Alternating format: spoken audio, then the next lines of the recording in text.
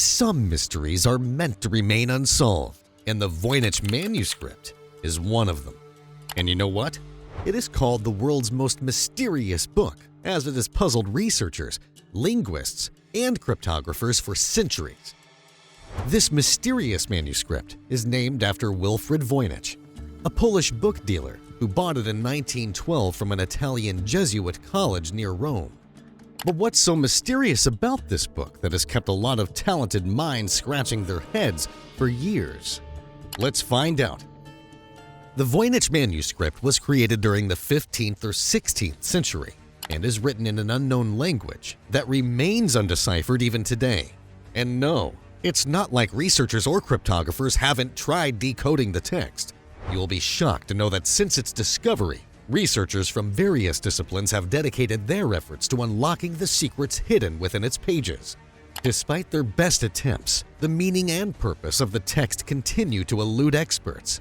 I will share the names of some researchers later in this video, but first, let's see what this manuscript actually looks like. Physically, it is about 9.3 inches long, 6.4 inches wide, and 2 inches thick. Inside, there are hundreds of pages made from animal skin, and they are grouped into 18 bundles, called quires.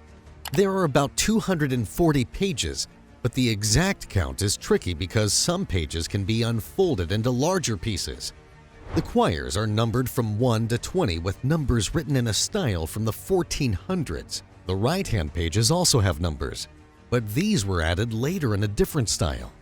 By looking at missing numbers, experts think the book once had 272 pages in 20 bundles, but some were already lost before Wilfrid Voynich got the manuscript in 1912.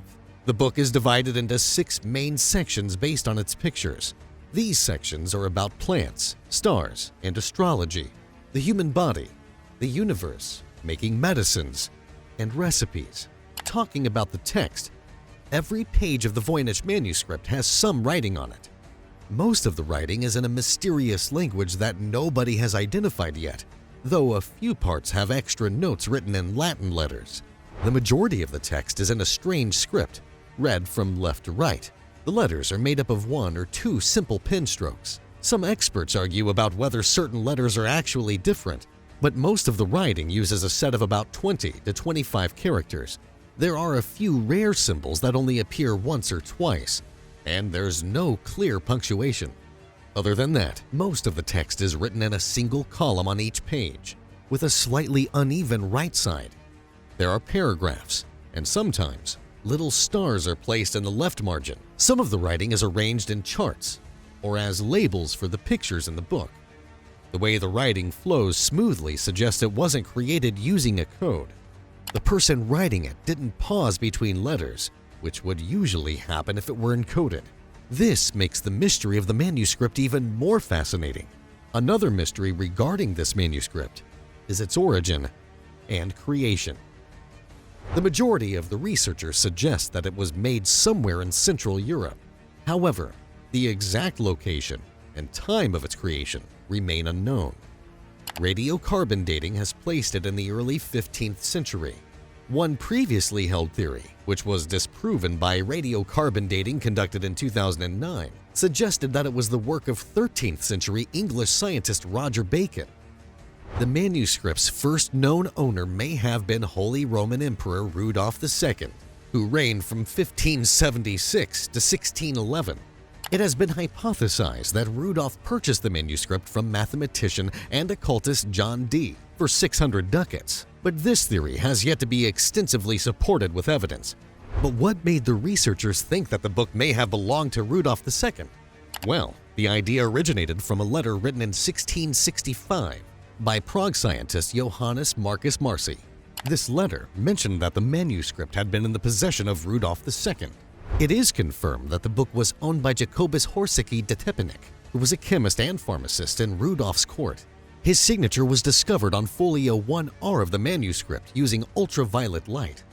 After Jacobus, the book was passed on to George Barish, a friend of Johannes Marcus Marci.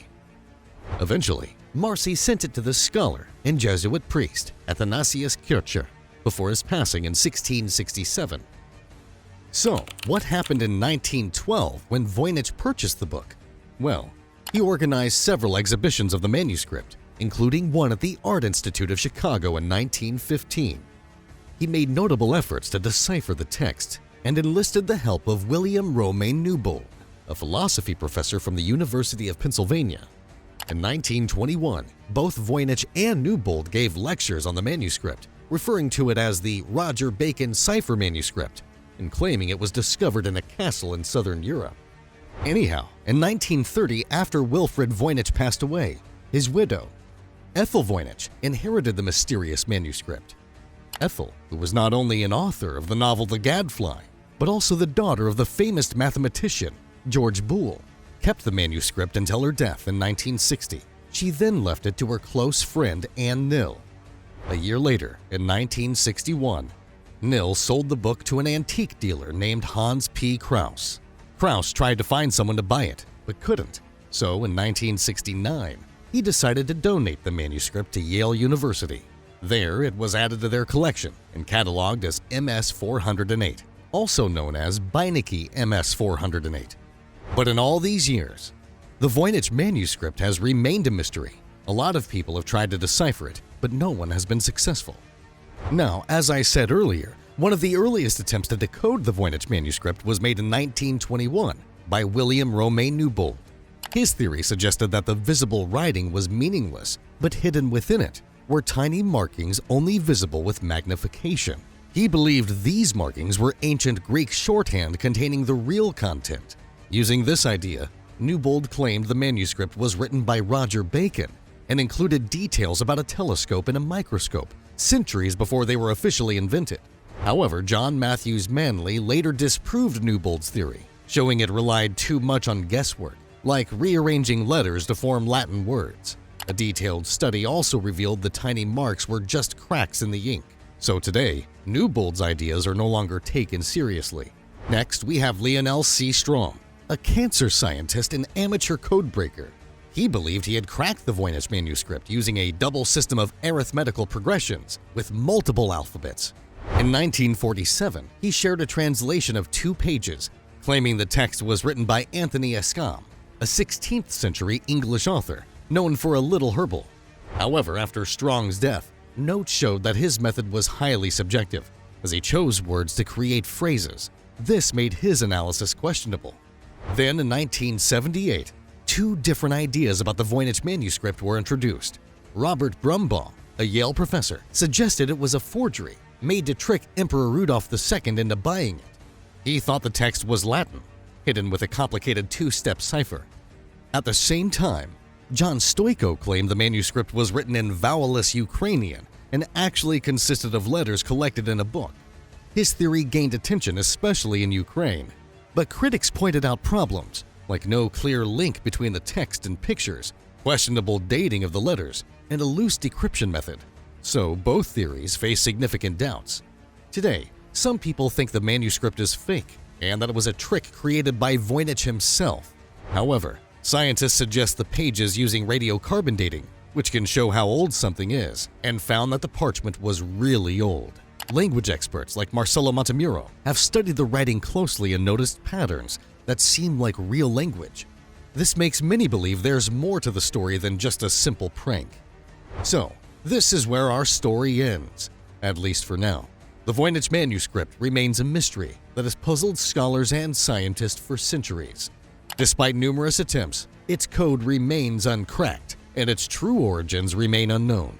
Some believe it's a hoax, while others think it holds ancient knowledge waiting to be unlocked. Leave a like if you found the video informative, and don't forget to subscribe to our channel for more. Oh, and one more thing. We love your support in the form of likes and subscriptions, but we would love it more if you could support us through supers. Thanks for watching.